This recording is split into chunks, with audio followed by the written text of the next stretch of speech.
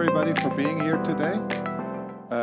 I would like to speak a few things about Smart Factory and the gap between the theory, the excitement, the reality, and the industry.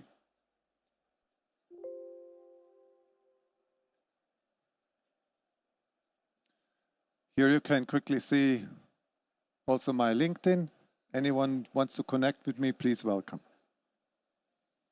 We will cover the subjects that you see here on the screen. I will not go into it right now. We will cover them as we go along. Here in this slide, we see on the left side the science, the vision, the excitement that we all have when we hear about new technologies, about new solutions, about Industry 4. Lots of buzzwords, lots of ideas. But what does it really take to move from this theory, science, academia, vision, and excitement to go into industry reality and really make money with it? Here is an example of an AGV developed, designed at the Technion in Haifa in Israel in 1987. How many companies today, especially mid-sized companies, do have AGVs in their company? Not too many. And we can say it's quite old technology. So obviously many things have developed. On the other side, we see here a little poll that the Universal Robotics Company has done recently on LinkedIn, and I found it very interesting that when it says which aspect of robotics and automation excites you most, then 36% talk about AI, which is obviously very interesting and a very, very modern topic. And then innovation and new jobs is the other one, and then only then the productivity boosting point is coming across from a statistical point of view of those that have been answering this poll.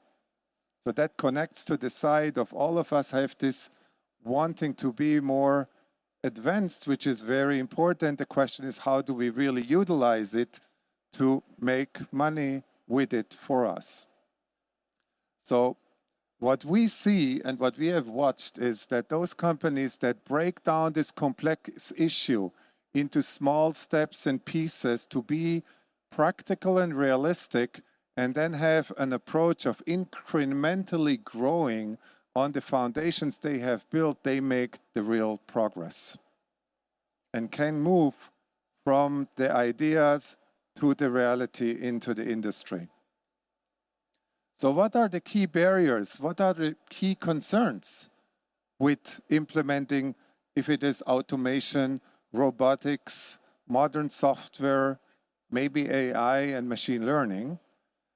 Well, it's first of all the risk. All of us that have businesses, we know that we need to take care of the risks, because at the end we need to make sure our company can survive this new step.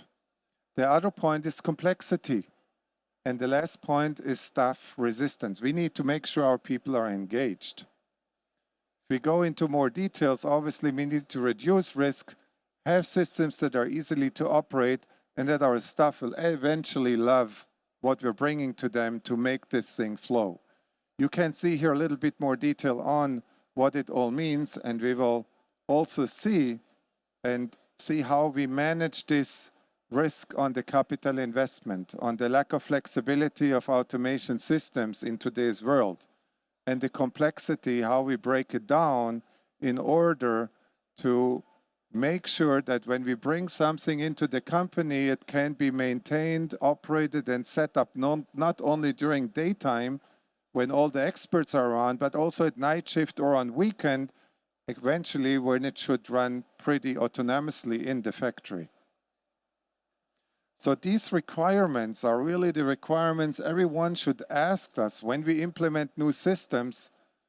Make this like a little checklist to check. Do we manage the risk properly? Do we have an answer for the complexity? Do we have the answer on how our staff will adopt it? And really the suppliers and the service providers that come to us and offer us these solutions, we should challenge them with these things. And hear what they have thought about that to help us to implement this kind of systems. I can say that we at A-Cubes, I'm from Automated Cubes Modular Automation Company that I will also speak a little bit about now. We have managed to reduce the return of investment period to a period between 6 to 18 months on the systems we implement. And that was a very big achievement.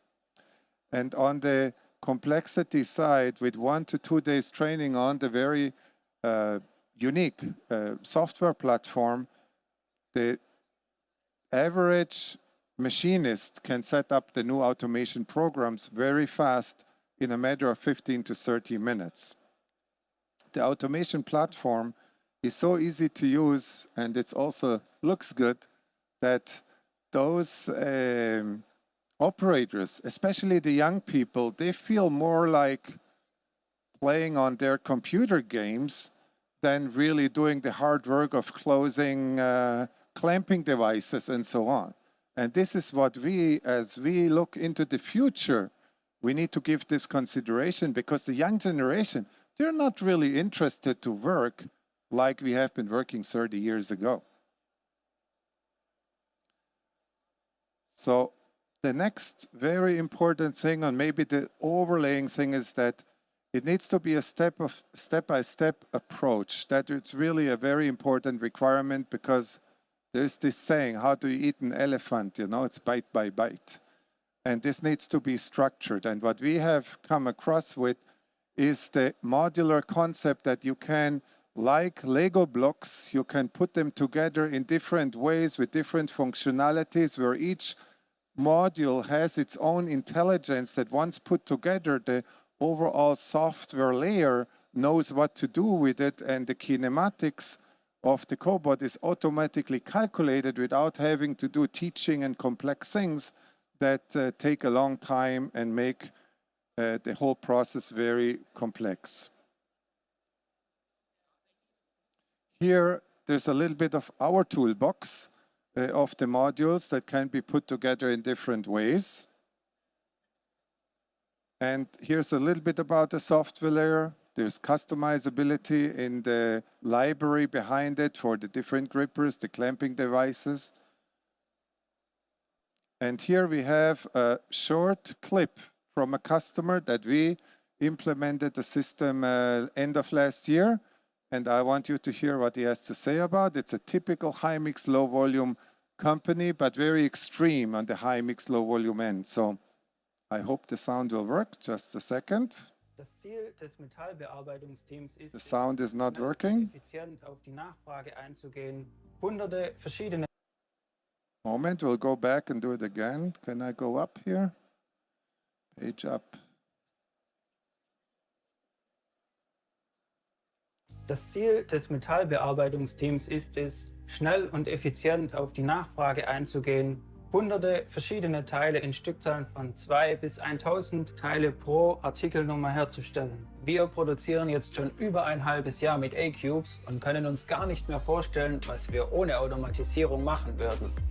Die Automation ermöglichte uns, in nur 7 Monaten mehr als 160 verschiedene Programme einzurichten. Das Zero-Programming und die automatische Berechnung der Kinematik des Cobots macht das Einrichten des Automatisierungssystems für neue Teile extrem einfach und schnell.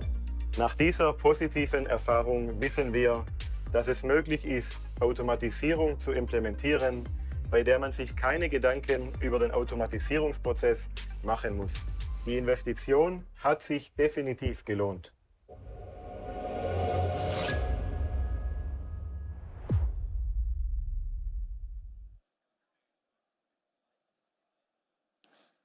Okay, so to sum it all up, how do we get to a small factory, especially as a mid-sized company that does not have endless budgets to do experiences and you know, to do huge projects?